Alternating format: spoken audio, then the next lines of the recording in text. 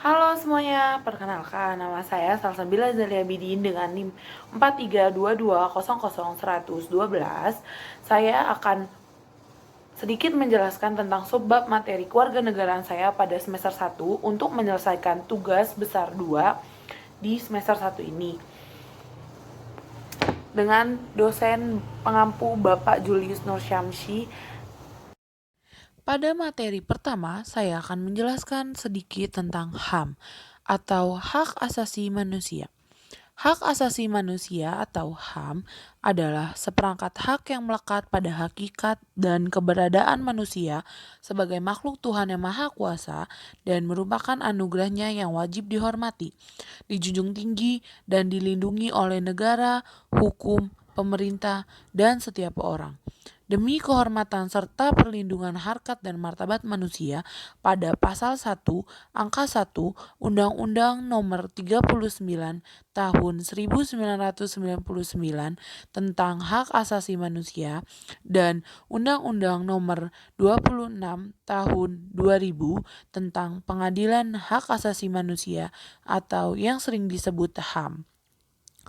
Menurut pendapat Jan Matterson dari Komisi Hak Asasi Manusia atau HAM PBB dalam Teaching Human Rights United Nations sebagaimana dikutip, Baharudin Lopa menegaskan bahwa HAM atau hak asasi manusia adalah hak-hak yang melekat pada setiap manusia yang tanpanya manusia mustahil dapat hidup sebagai manusia.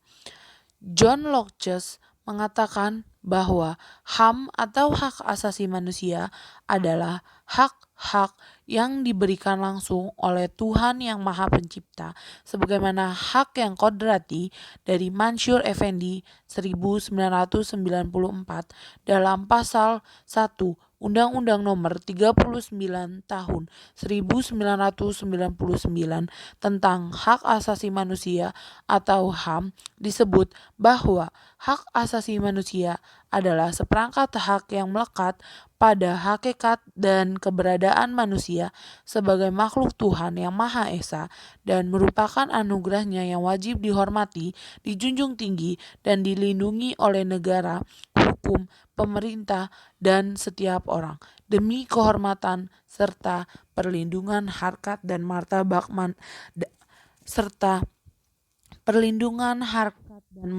manusia. Di slide selanjutnya ada pengertian HAM secara etimologi dan terminologi. Yang pertama ada pengertian HAM secara etimologi. HAM ini terbagi atas dua kata, yaitu hak dan asasi. Hak dapat diartikan sebagai kekuasaan dalam melakukan sesuatu atau kepunyaan. Sedangkan sesi atau sasi dapat diartikan hal yang utama atau mendasar. Yang kedua ada pengertian HAM menurut terminologi. HAM yaitu sesuatu yang dipunyai atau sesuatu yang dipunya atau dimiliki oleh setiap manusia yang telah diberikan oleh Allah Subhanahu wa taala sejak ia pertama kali lahir atau sejak pertama ia menghirup udara di dunia ini atau sejak ia lahir. Di slide selanjutnya ada hak asasi di berbagai aspek kehidupan. Hak asasi politik atau political right, yaitu hak untuk diikuti serta dalam pemerintahan, hak memilih dan dipilih yaitu pemilu, hak mendirifikasikan partai dan sebagainya. Yang kedua ada hak asasi ekonomi atau property right, yaitu hak untuk memiliki sesuatu, membeli dan menjualnya serta memanfaatkannya. Yang ketiga ada hak asasi hukum atau right of legal equality, yaitu hak untuk mendapat perlakuan yang sama dalam hukum dan pemerintahan, serta hak untuk mendapatkan perlakuannya yang sama dalam tata cara peradilan dan perlindungan atau procedural right, misalnya peraturan dalam penangkapan, penggeledahan, peradilan, dan sebagainya. Selanjutnya ada lanjutan dari slide sebelumnya, yaitu yang keempat adalah hak asasi sosial dan kebudayaan, social dan cultural right, misalnya hak untuk memilih pendidikan, mengembangkan kebudayaan, dan sebagainya. Dan yang terakhir ada hak atas pribadi, personal right, yang meliputi kebebasan menyatakan pendapat, kebebasan memeluk agama, dan sebagainya.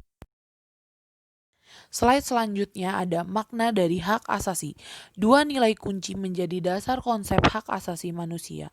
Yang pertama adalah martabat manusia, dan yang kedua adalah persamaan. Hak asasi manusia sebenarnya adalah definisi atau percobaan dari standar dasar yang diperlukan untuk kehidupan yang bermanfaat.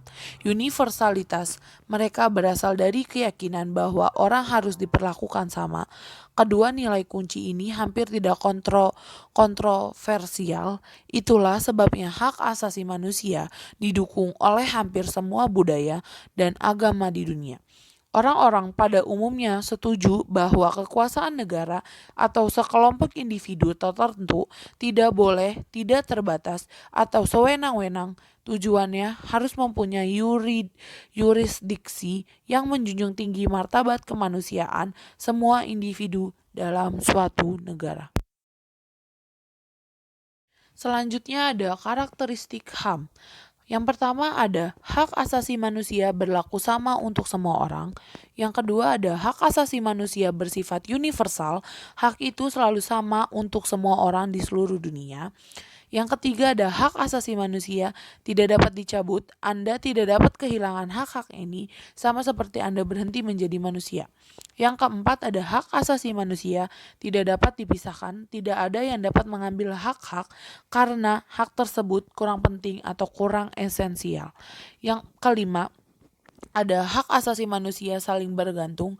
Bersama-sama hak asasi manusia membentuk struktur yang paling melengkapi. Misalnya, kesempatan Anda untuk berpartisipasi dalam pengambilan keputusan lokal secara langsung bergantung pada hak dan atas kebebasan berekspresi, untuk berserikat, atas pendidikan, dan bahkan untuk memenuhi kebutuhan hidup.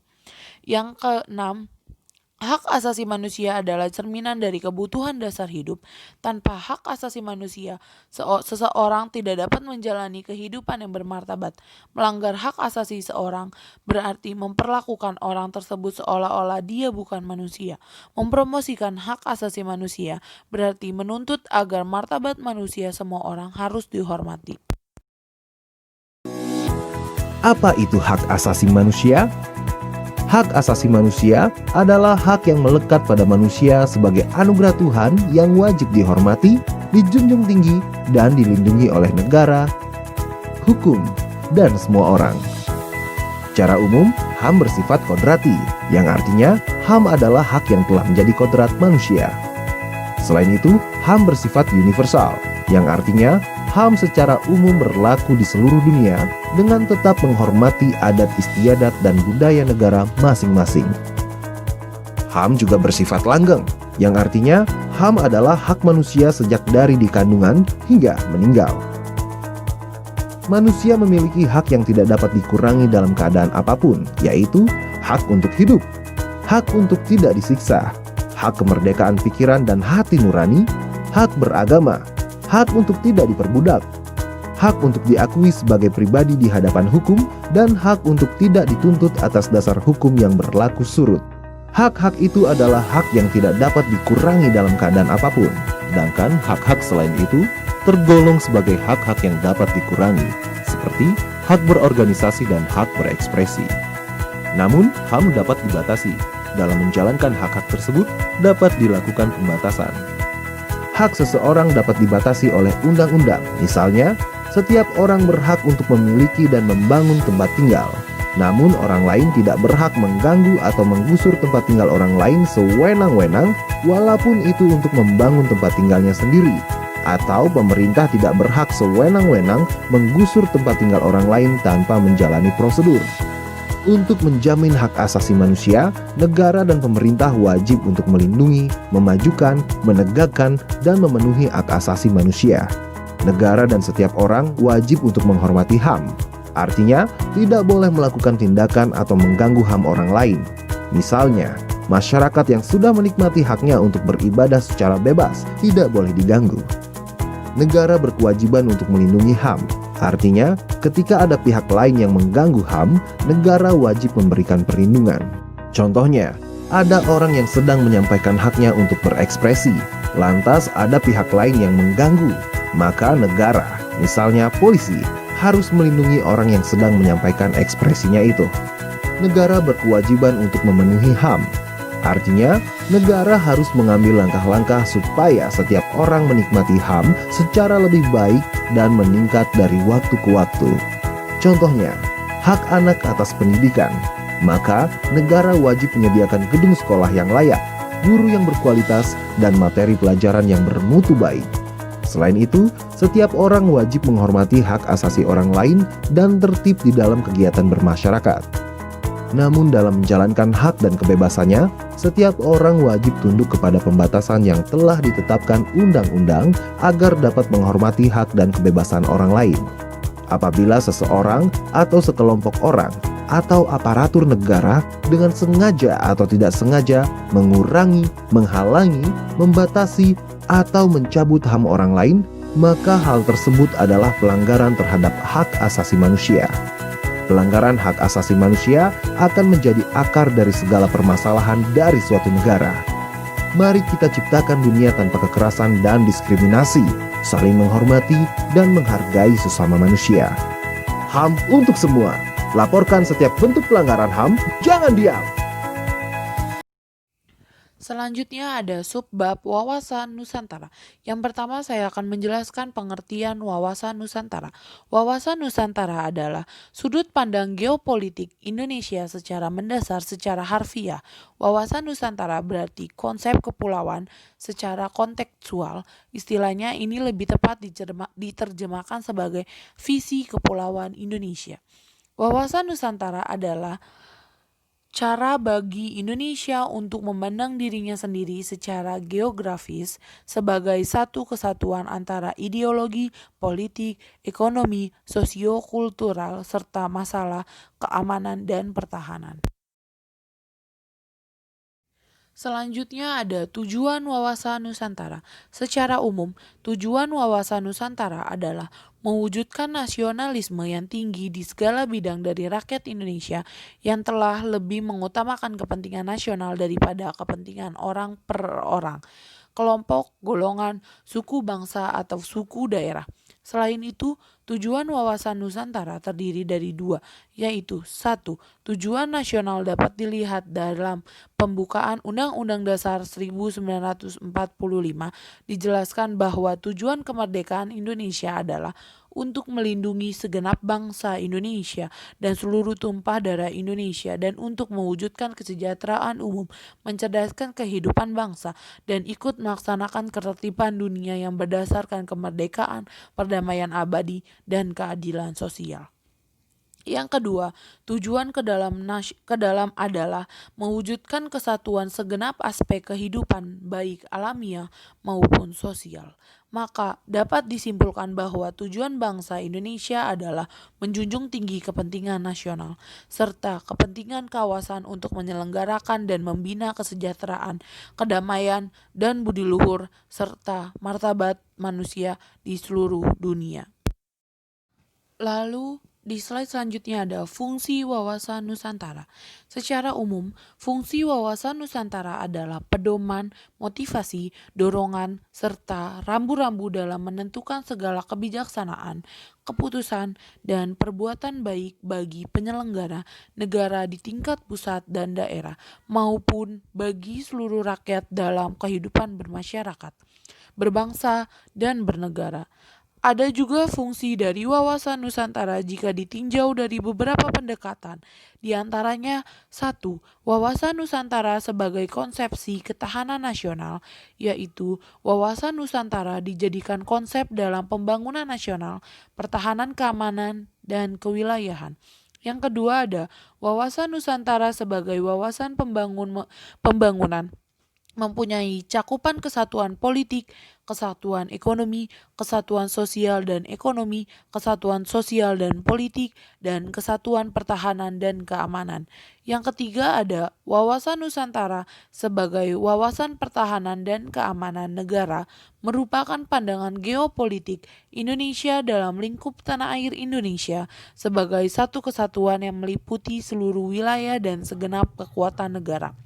Yang terakhir ada wawasan Nusantara sebagai wawasan kewilayahan, sehingga berfungsi dalam pembatasan negara agar tidak terjadi sengketa dengan negara tetangga. Wawasan Nusantara.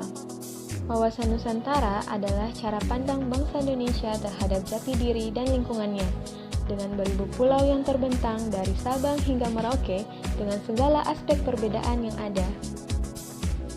Unsur dasar wawasan Nusantara. Wawasan Nusantara terbagi menjadi 3 unsur. Yang pertama, wadah wawasan Nusantara. Unsur dasar yang satu ini memandang bahwa wilayah lautan lebih penting daripada wilayah daratan, sehingga muncul beberapa konsepsi. Yang pertama, yaitu berdasarkan arti klasiknya, yaitu memusatkan perhatian pada wilayah lautan, sedangkan arti pengembangannya yaitu melindungi pulau-pulau kecil yang ada di Indonesia, sehingga tidak mengeksploitasi secara berlebihan. Dalam unsur ini, wawasan Nusantara memiliki 2 bentuk komponen dasar. Yang pertama adalah cita-cita bangsa Indonesia yang tertuang dalam pembukaan Undang-Undang Dasar 1945.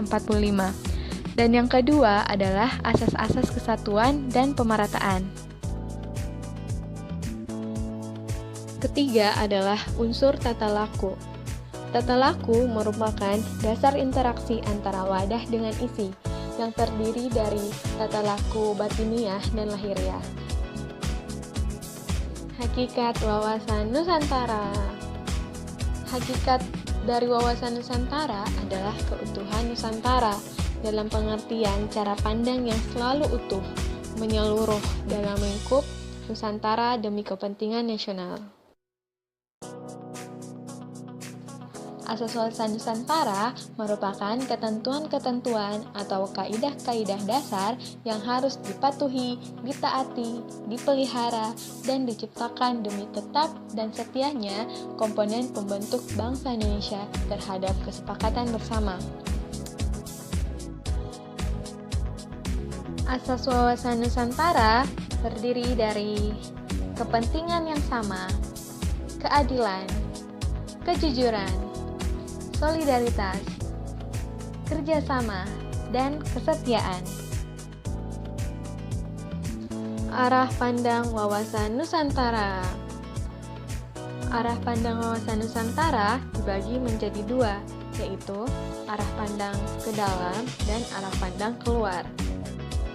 Arah pandang ke dalam itu, bangsa Indonesia harus peka dan berusaha dalam mencegah dan mengatasi faktor-faktor yang menyebabkan suatu konflik bangsa dan harus dapat memelihara persatuan dan kesatuan dalam kebinekaan Tunggal Ika. Arah pandang keluar ini mengandung makna bahwa dalam kehidupan internasional bangsa Indonesia harus berusaha dalam menjaga kepentingan nasional untuk semua aspek kehidupan. Kedudukan wawasan Nusantara. Pertama adalah wawasan nasional bangsa Indonesia yang merupakan ajaran yang diyakini keberadaannya oleh seluruh rakyat agar tidak terjadi penyesatan dan penyimpangan dalam upaya mencapai serta mewujudkan cita-cita dan tujuan nasional.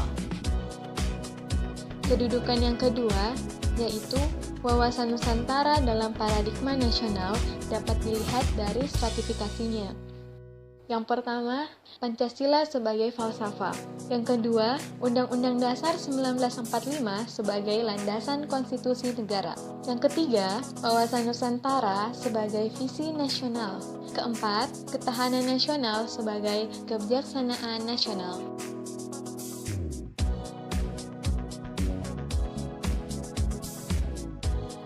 Wawasan Nusantara berfungsi sebagai pedoman, motivasi, dorongan, serta rambu-rambu dalam menentukan segala jenis kebijaksanaan, keputusan, tindakan, dan perbuatan bagi penyelenggara negara di tingkat pusat dan daerah.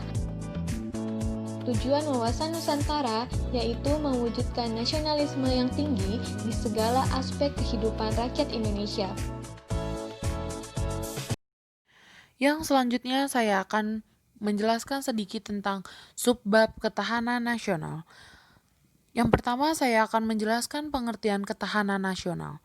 Ketahanan nasional atau TANAS Indonesia adalah kondisi dinamis bangsa Indonesia yang meliputi segenap aspek kehidupan nasional yang terintegritas, yaitu kesatuan menyeluruh dalam kehidupan nasional suatu bangsa, baik unsur sosial maupun alamiah, baik bersifat potensial maupun fungsional. Selanjutnya ada ciri-ciri ketahanan nasional.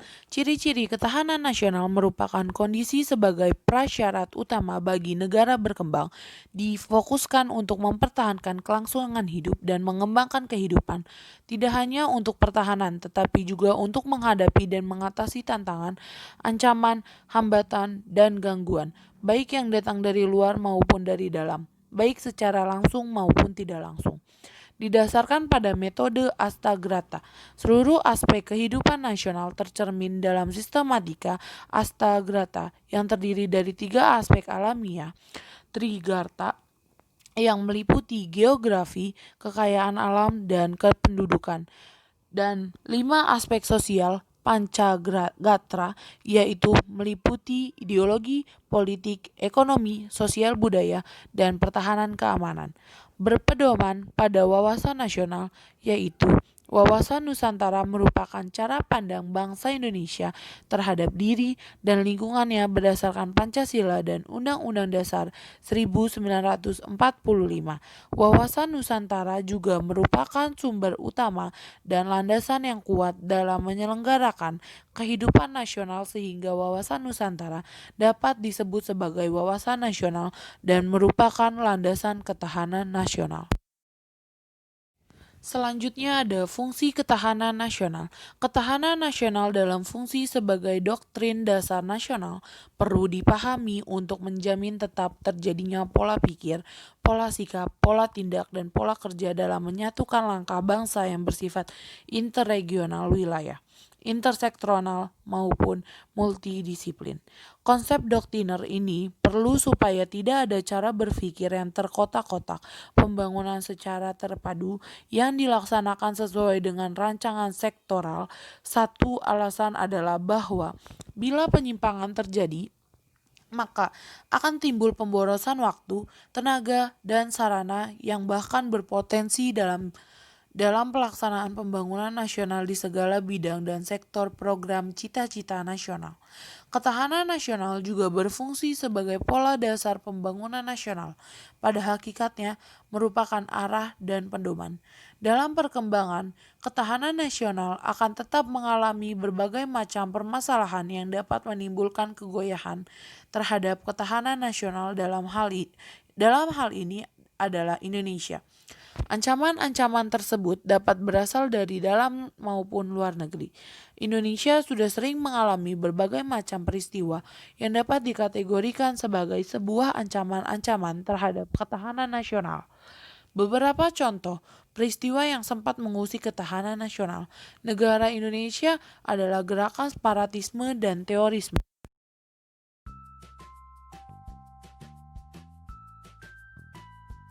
Pernah kepikiran gak sih tentang ketahanan nasional Indonesia?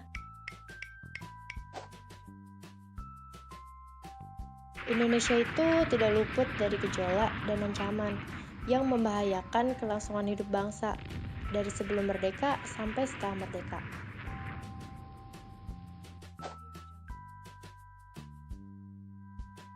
Indonesia tetap mampu mempertahankan kemerdekaan dan menegakkan wibawa pemerintahan Republik Indonesia dan memperkukuh ketahanan nasional. Tunggu dulu. Jadi, ketahanan nasional itu apa?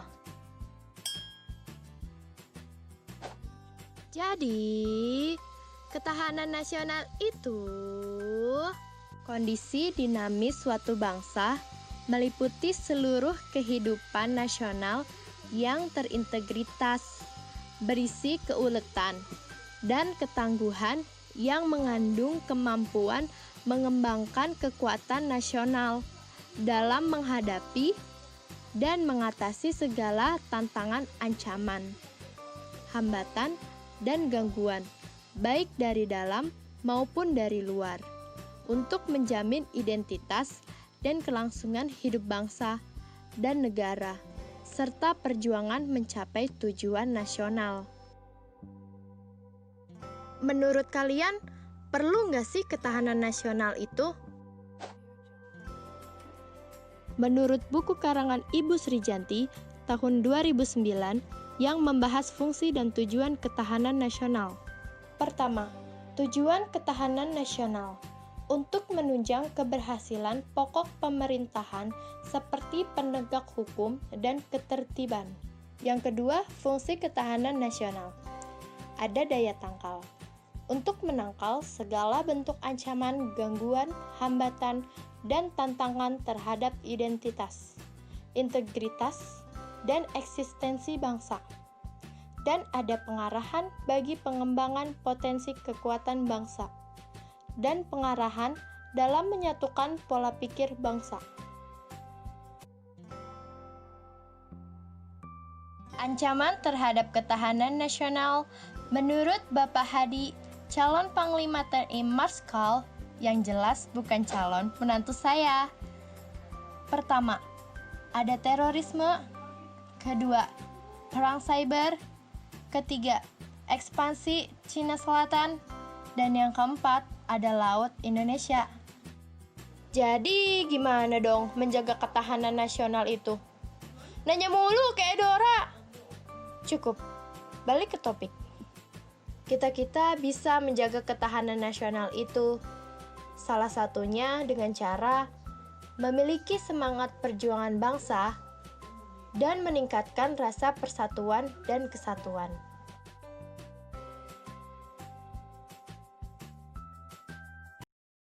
Selanjutnya, saya akan menjelaskan sedikit tentang subbab hubungan antara agama dan negara. Dalam praktik kehidupan kenegaraan masa kini, hubungan antara agama dan negara dapat diklasifikasikan ke dalam 3 bentuk, yakni integrated atau penyatuan antara agama dan negara, interseksional, persinggungan antara agama dan negara, dan sekularistik, pemisahan antara agama dan negara. Bentuk hubungan antara agama dan negara di negara-negara barat dianggap sudah selesai dengan sekularismenya atau pemisahan antara agama dan negara. Paham ini menurut The Encyclopedia of Religion adalah sebuah ideologi di mana para pendukungnya dengan sadar mengancam segala bentuk supernaturalisme dan lembaga yang dikhususkan untuk itu dengan mendukung prinsip-prinsip non-agama atau anti-agama sebagai dasar bagi moralitas pribadi dan organisasi sosial. Pemisahan agama dan negara tersebut memerlukan proses yang disebut sekularisasi, yang pengertiannya cukup bervariasi, termasuk pengertian yang sudah ditinjau kembali. Menurut Peter L. Berger, berarti sebuah proses di mana sektor-sektor kehidupan dalam masyarakat dan budaya dilepaskan dari dominasi lembaga-lembaga dan simbol-simbol keagamaan. Proses sekularisasi yang berimplikasi pada marginalisasi agama ini bisa berbeda antara satu negara dengan negara lainnya, yang terutama dipengaruhi oleh latar belakang budaya dan negara masing-masing masyarakatnya. Negara-negara yang mendasarkan diri pada sekularisme memang telah melakukan pemisahan ini. Meski bentuk pemisahan ini bervariasi, penerapan sekularisme secara ketat terdapat di Perancis dan Amerika Serikat. Sementara di negara-negara Eropa selain Perancis, penerapannya tidak terlalu ketat, sehingga keterlibatan negara dalam urusan agama dalam hal-hal tertentu masih sangat jelas, seperti hari libur agama yang dijadikan sebagai hari libur nasional, pendidikan agama di sekolah dasar, sekolah-sekolah maupun sekolah menengah atas, pandangan negara untuk agama, keberadaan partai agama, pajak gereja, dan sebagaimananya. Bahkan sebagaimana dikatakan Albert Steffen, kini masih ada sejumlah negara Eropa yang tetap mengakui secara resmi lembaga gereja established crunch dalam kehidupan bernegara seperti Inggris, Yunani, dan negara-negara Skandinavia, Norwegia, Denmark, Finlandia, dan Swedia. Namun, dalam kenyataannya, umat Islam dapat memperhatikan faktor agama dalam kehidupan berbangsa dan bernegara. Meski negara itu telah melakukan modernisasi dan sekularisasi politik bersamaan dengan proses globalisasi. Desekularisasi juga terjadi di Indonesia pada akhir 1980-an sebagai counter terhadap kebijakan pemerintah Orde Baru yang pada masa-masa awal mendukung sekularisasi sejalan dengan proses modernisasi dan pembangunan. Sekularisasi politik ini dilakukan dengan tema de-ideologisasi politik, terutama dengan menjadikan Pancasila sebagai satu-satunya asas yang berimplikasi pada pelarangan simbol-simbol agama dalam politik. Meski terjadi proses sekularisasi politik yang sangat kuat pada saat itu, dalam masyarakat tidak terjadi sekularisasi yang berarti karena umat Islam tetap memiliki orientasi keagamaan dan melakukan kesosialisasi ajaran-ajaran agama serta kultural. Desekularisasi itu antara lain ditandai dengan revisi kebijakan pemerintah dengan mengakomodasi sebagai aspirasi umat Islam, seperti Undang-Undang Peradilan Agama Nomor 7 Tahun 1989, Undang-Undang Nomor 2 Sistem Pendidikan Nasional Tahun 1989 yang mengakomodasi pendidikan agama, dan Undang-Undang Nomor 7 Tahun 1992 tentang perbankan yang mengakomodasi beroperasinya bank dengan sistem bagi hasil atau perbankan syariah. Dengan demikian, baik dalam konsep sistem ketatanegaraan maupun realitas pada saat ini, hubungan antara agama dan negara di Indonesia tetap dalam bentuk yang kedua, interseksional atau hubungan persinggungan antara agama dan negara, yang berarti tidak sepenuhnya terintegritas dan tidak pula sepenuhnya terpisah. Dalam hubungan semacam ini dapat aspek-aspek keagamaan yang masuk dalam atau memerlukan legitimasi agama negara, dan ada pula aspek-aspek kenegaraan yang masuk dalam atau memerlukan legitimasi agama. Selanjutnya saya akan menjelaskan subbab terakhir, yaitu tentang otonomi daerah. Otonomi daerah adalah hak, wewenang, dan kewajiban daerah otonom untuk mengatur dan mengurus sendiri urusan pemerintahan dan kepentingan masyarakat setempat sesuai dengan peraturan perundang-undangan. Secara harfiah, otonomi atau otonom daerah berasal dari kata otonomi dan daerah. Dalam bahasa Yunani, otonomi berasal dari kata autos dan namos. Autos berarti sendiri dan namos berarti aturan atau undang-undang, sehingga dapat diartikan sebagai kewenang untuk mengatur sendiri atau kewenang untuk membuat aturan guna mengurus rumah tangga sendiri. Sedangkan daerah adalah peraturan masyarakat hukum yang mempunyai batas-batas wilayah. Pelaksanaan otonomi daerah selain berlandaskan pada acuan hukum, juga sebagai implementasi tuntunan globalisasi yang harus diberdayakan dengan cara memberikan daerah kewenangan yang lebih luas, lebih nyata, dan bertanggung jawab, terutama dalam mengatur, memanfaatkan, dan menggali sumber-sumber potensi yang ada di daerah masing-masing. Di slide selanjutnya ada picture tentang otonomi daerah yang dua tangan saling berjabat tangan. Selanjutnya ada dasar hukum. Undang-Undang Dasar Negara Republik Indonesia tahun 1945, pasal 18 ayat 1 sampai 7, pasal 18A ayat 1 dan 2, pasal 18B ayat 1 dan 2. Ketetapan MPR Republik Indonesia nomor XV MPR 1998 tentang penyelenggaraan otonomi daerah, pengaturan pembagian dan pemantapan sumber daya nasional yang berkeadilan, serta perimbangan keuangan pusat dan daerah dalam kerangka NKRI. Ketetapan MPR Republik Indonesia Nomor 6 MPR Tahun 2000 tentang rekomendasi kebijakan dalam penyelenggaraan otonomi daerah. Undang-Undang Nomor 32 Tahun 2004 tentang pemerintah daerah. Undang-Undang Nomor 33 Tahun 2004 tentang perimbangan keuangan antara pemerintah pusat dan pemerintah daerah. Yang terakhir ada Undang-Undang Nomor 23 Tahun 2014 tentang pemerintah daerah atau revisi Undang-Undang Nomor 32 Tahun 2004. Slide selanjutnya ada tujuan. Adapun tujuan pemberian otonomi daerah adalah sebagai berikut. 1. Peningkatan pelayanan masyarakat yang semakin baik. 2. Pengembangan kehidupan demokrasi. Yang ketiga, keadilan nasional. Yang keempat, pemerataan wilayah daerah. Yang kelima, pemeliharaan hubungan yang serasi antara pusat dan daerah, serta antara daerah dalam rangka keutuhan Negara Republik Indonesia atau NKRI. Yang selanjutnya ada mendorong pemberdayaan masyarakat. Dan yang terakhir ada menumbuhkan prakasa dan kreativitas, meningkatkan peran serta masyarakat, mengembangkan peran dan fungsi Dewan Perwakilan Daerah atau Dewan Perwakilan Rakyat Daerah yang biasa disebut dengan DPRD. Otonomi daerah adalah dua kata yang sering kita dengar, baik itu di sekolah atau di lingkungan sekitar kita. Sebenarnya, apa sih itu otonomi daerah? Menurut Wikipedia, otonomi daerah adalah hak, wewenang, dan kewajiban daerah otonom untuk mengatur dan mengurus sendiri urusan pemerintahan dan kepentingan masyarakat setempat, sesuai dengan peraturan perundang-undangan.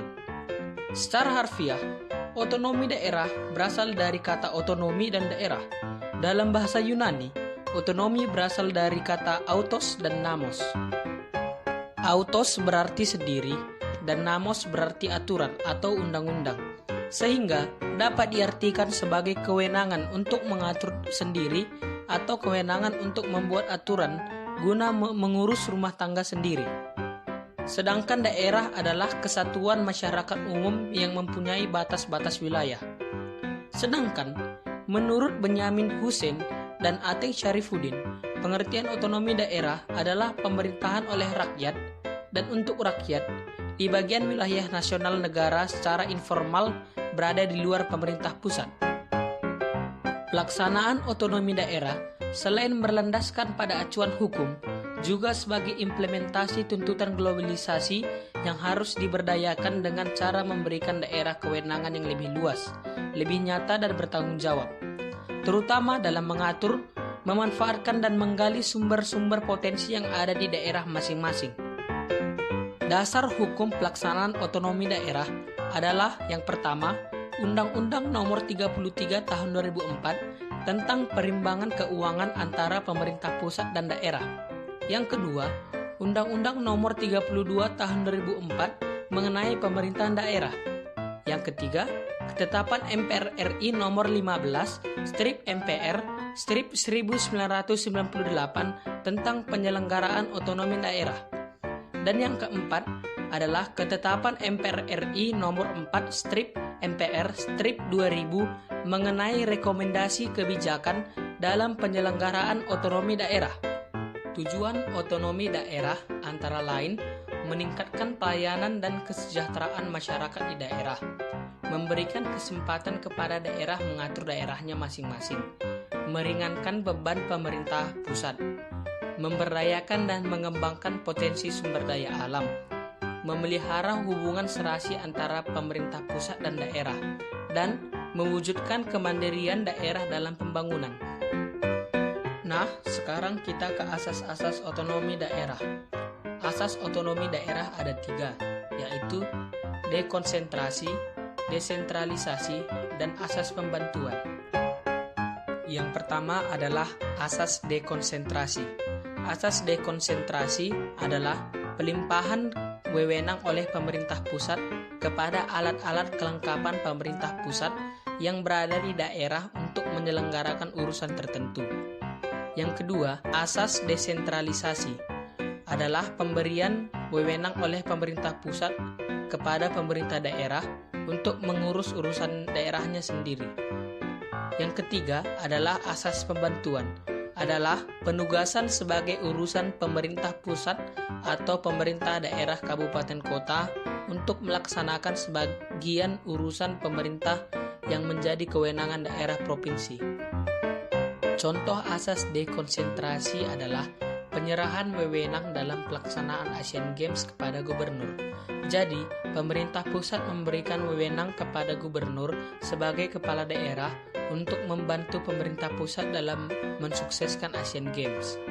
Setelah Asian Games selesai, gubernur akan membuat laporan kepada pemerintah pusat. Contoh asas desentralisasi adalah APBD untuk rakyat Jawa Timur.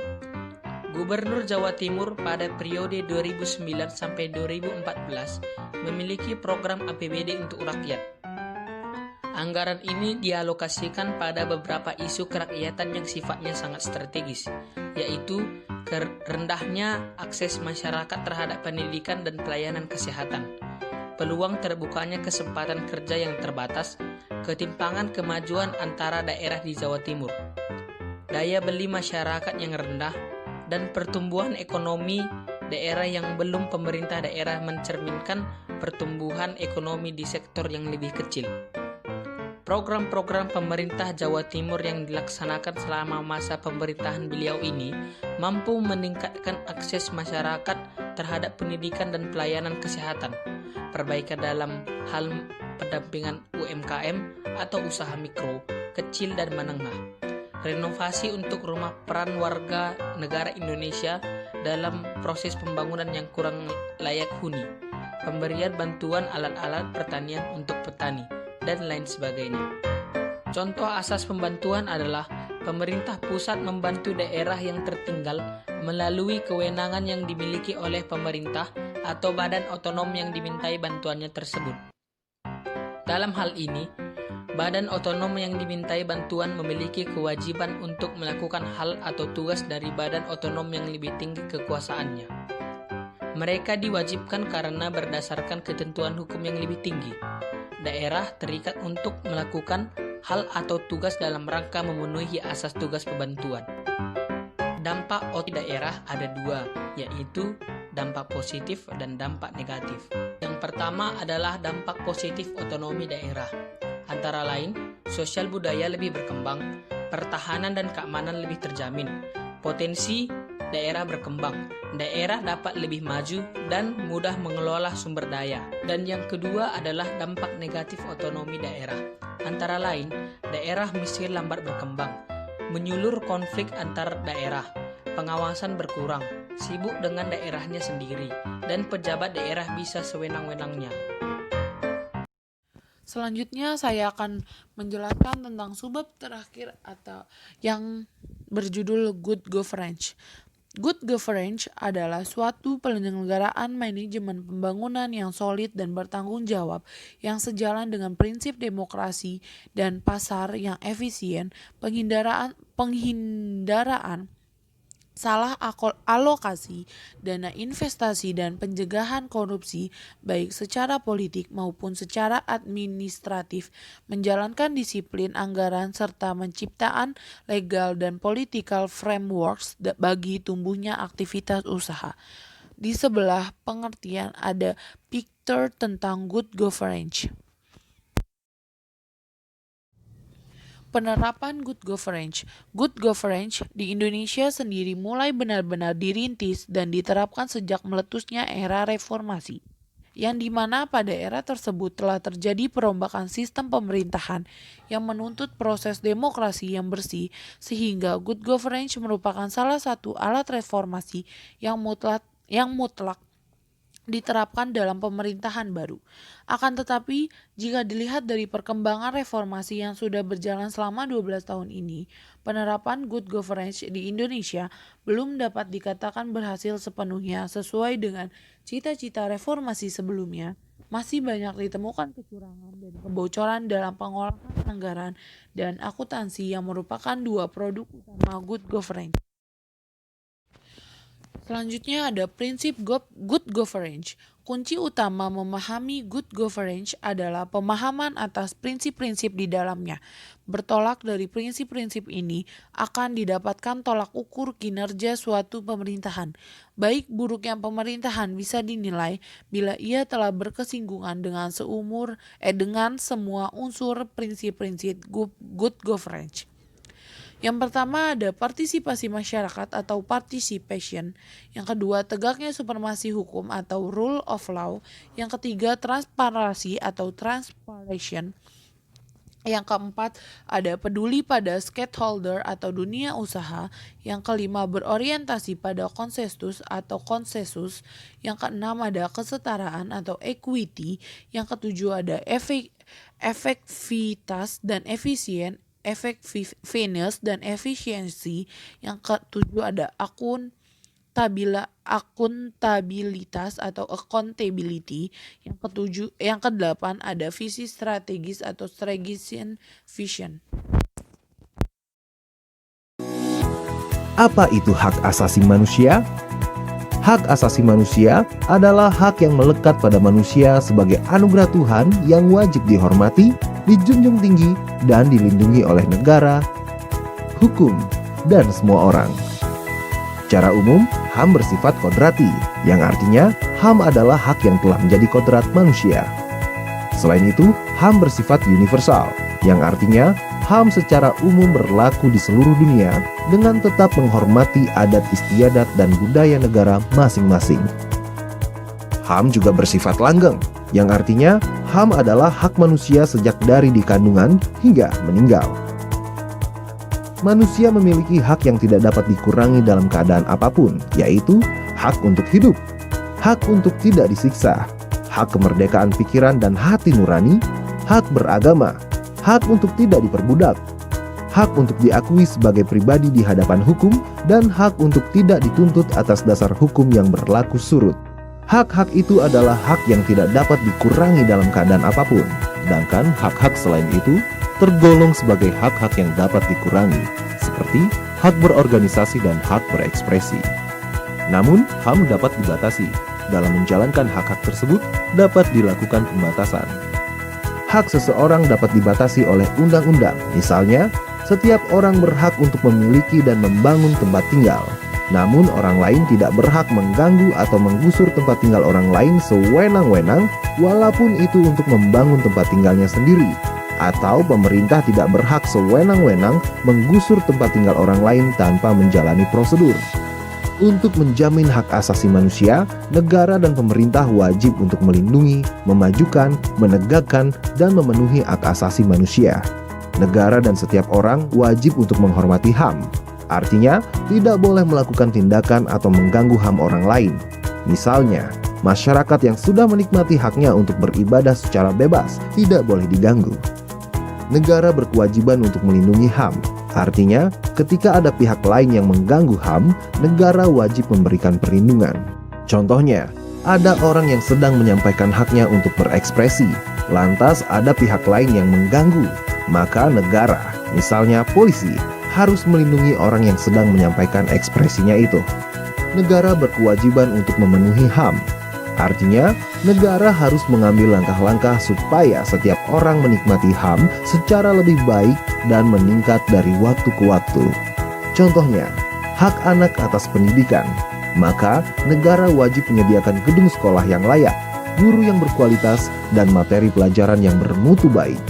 Selain itu, setiap orang wajib menghormati hak asasi orang lain dan tertib di dalam kegiatan bermasyarakat.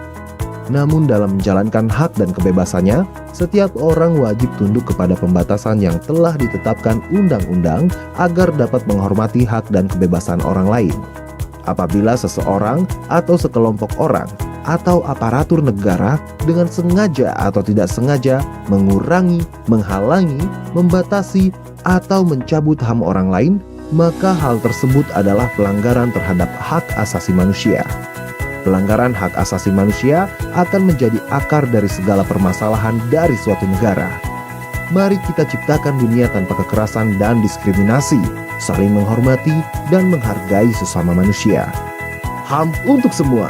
Laporkan setiap bentuk pelanggaran HAM, jangan diam.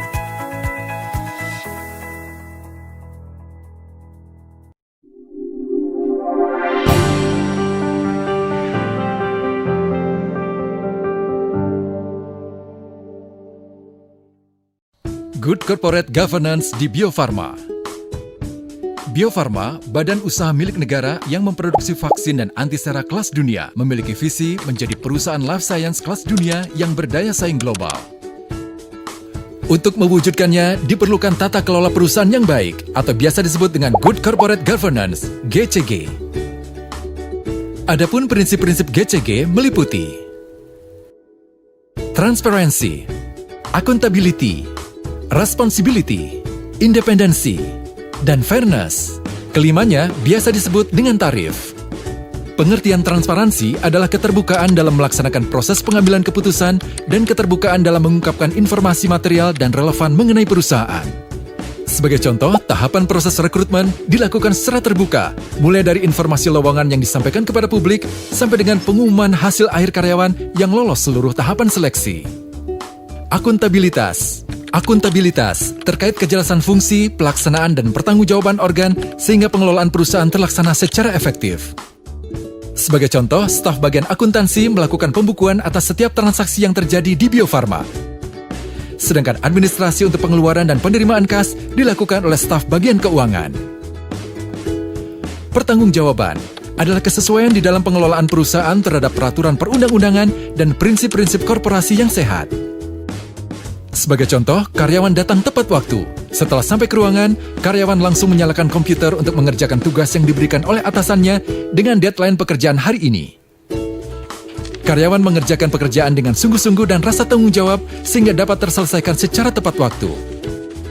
Kemandirian, yaitu perusahaan dikelola secara profesional tanpa benturan dan pengaruh atau tekanan dari pihak manapun. Sebagai contoh, karyawan yang memiliki usaha di luar Bio Farma dengan jenis usaha yang berbeda dengan Bio Farma tidak ikut terlibat dalam proses pengadaan barang atau jasa yang mengikutsertakan perusahaannya sebagai calon pemasok dan tidak melakukan intervensi kepada tim pengadaan barang dan jasa.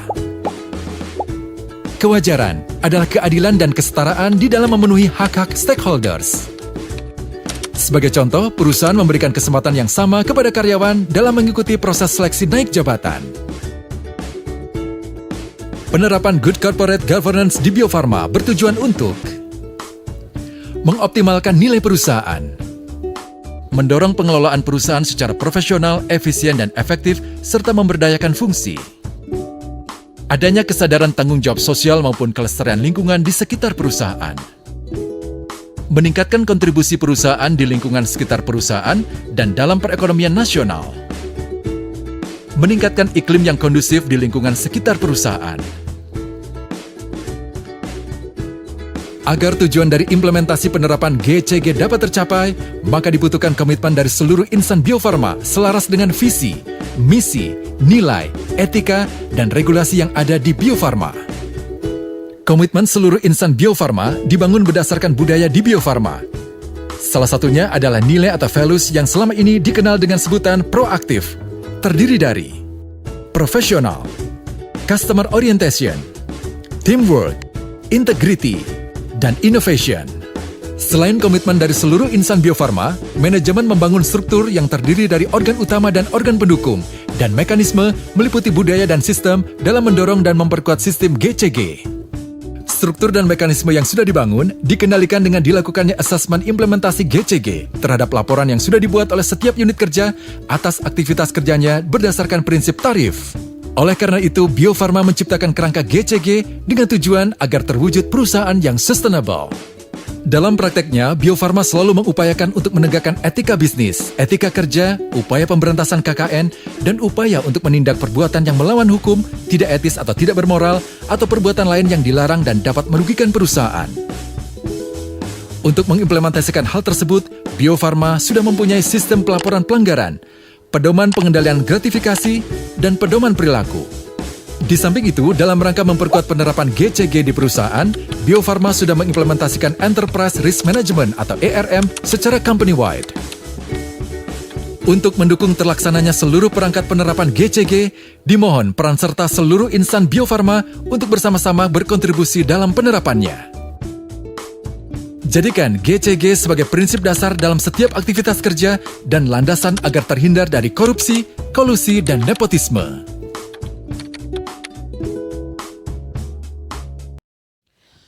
Yang terakhir saya akan menjelaskan tentang globalisasi. Menurut asal kata globalisasi diambil dari kata global, yang maknanya ialah universal. Ahmad Suparman menyatakan globalisasi adalah suatu proses menjadikan sesuatu benda atau perilaku sebagai ciri dari setiap individu di dunia ini tanpa dibatasi oleh wilayah. Globalisasi belum memiliki definisi yang mapan, kecuali sekadar definisi kerja atau working definition, sehingga bergantung dari sisi mana orang melihatnya. Ada yang memandangnya sebagai suatu proses sosial, atau proses sejarah, atau proses alamiah yang akan membawa seluruh bangsa dan negara di dunia makin terikat, satu sama lain mewujudkan satu tatanan kehidupan baru atau kesatuan koefisien dengan menyingkirkan batas-batas geografis, ekonomi, dan budaya masyarakat. Selanjutnya ada manfaat globalisasi bagi Indonesia. Dampak positif globalisasi dalam kehidupan bangsa Indonesia adalah perubahan tata nilai dan sikap. Adanya globalisasi budaya menyebabkan pergeseran nilai dan sikap masyarakat yang semua irasional menjadi rasional. Perkembangannya ilmu pengetahuan dan teknologi. Dengan adanya perkembangan ilmu pengetahuan dan teknologi, masyarakat menjadi lebih mudah dan beraktivitas dan mendorong untuk berpikir lebih maju. Tingkat kehidupan yang lebih baik, dan yang terakhir adanya dibukanya industri yang memproduksi alat-alat komunikasi dan transportasi yang canggih merupakan salah satu usaha mengurangi pengangguran dan meningkatkan taraf hidup masyarakat. Selanjutnya ada karakteristik dari globalisasi. Yang pertama ada perubahan konsep ruang serta waktu, perkembangan barang-barang seperti telepon genggam, televisi satelit, dan internet membuat komunikasi global terjadi dengan cepat. Pergerakan massa seperti pariwisata membuat kita dapat merasakan banyak hal dari bermacam-macam budaya di dunia. Yang kedua ada pasar dan produksi ekonomi di negara-negara yang berbeda, menjadikan masing-masing saling tergantung sebagai akibat dari pertumbuhan perekonomian. Pembagian pekerjaan yang baru secara internasional meningkatkannya pengaruh perusahaan multinasional dan dominasi organisasi dunia menjadi World Trade Organization atau WTO.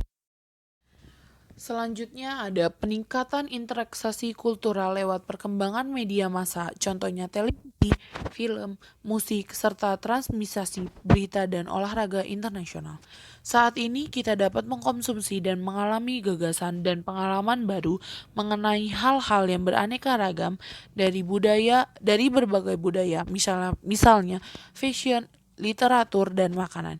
Yang terakhir dari karakteristik globalisasi adalah meningkatkannya masalah bersama, misalnya dalam aspek lingkungan, ekonomi, perdagangan obat terlarang internasional, kesehatan, dan terorisme.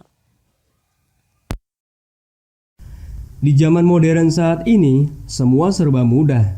Kita bisa belanja dari luar negeri, tahu kabar berita mancanegara, dan komunikasi dengan saudara di luar kota. Ya, itu semua karena teknologi. Teknologi yang mempersempit ruang dan mempersingkat waktu. Sadar nggak sih kalau itu semua merupakan dampak dari globalisasi?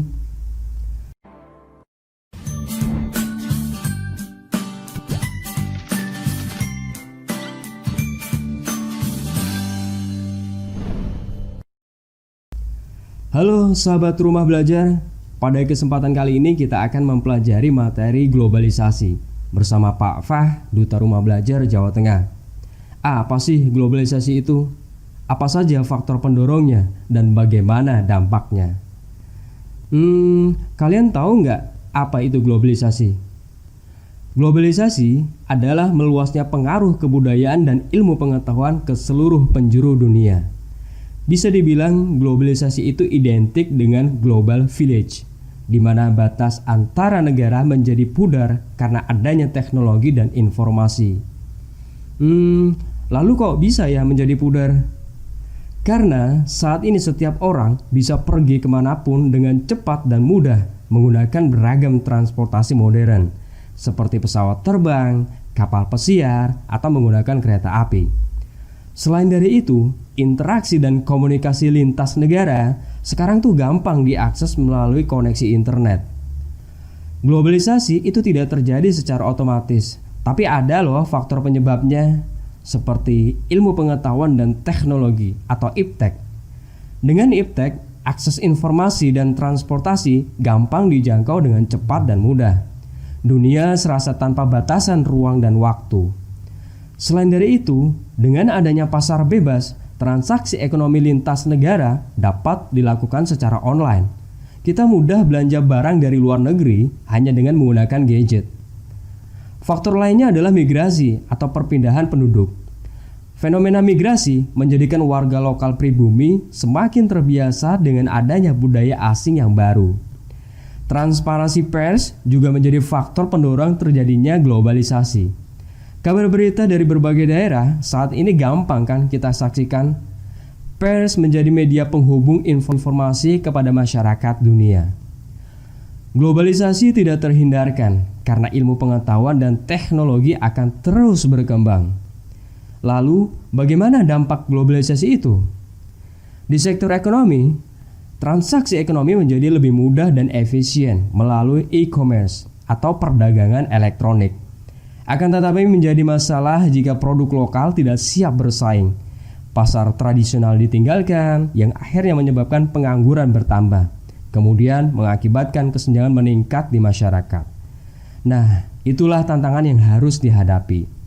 Sedangkan dalam kehidupan sosial, masyarakat menjadi semakin modern. Segala kebutuhan dapat dipenuhi dengan mudah melalui teknologi. Akan tetapi menjadi masalah jika masyarakat tidak memfilter budaya asing, menelan mentah-mentah budaya luar negeri yang kadang tidak sesuai dengan budaya Indonesia. Hal ini akan mengakibatkan degradasi budaya, dekadensi moral, dan munculnya paham radikalisme. Bagaimanapun sebagai orang Indonesia, budaya lokal harus dilestarikan. Jadi, kesimpulannya adalah globalisasi itu adalah sebuah keniscayaan yang tidak mungkin terelakkan. Tapi kita wajib melestarikan budaya Indonesia. Thank you dari Salsabila Zali Abidin 4322001112. Saya ucapkan terima kasih. Saya rasa cukup sekian penjelasan subbab materi kewarganegaraan semester 1 dari saya. Kurang lebihnya saya mohon maaf. Billahi taufiq wal hidayah. Wassalamualaikum warahmatullahi wabarakatuh. Bye.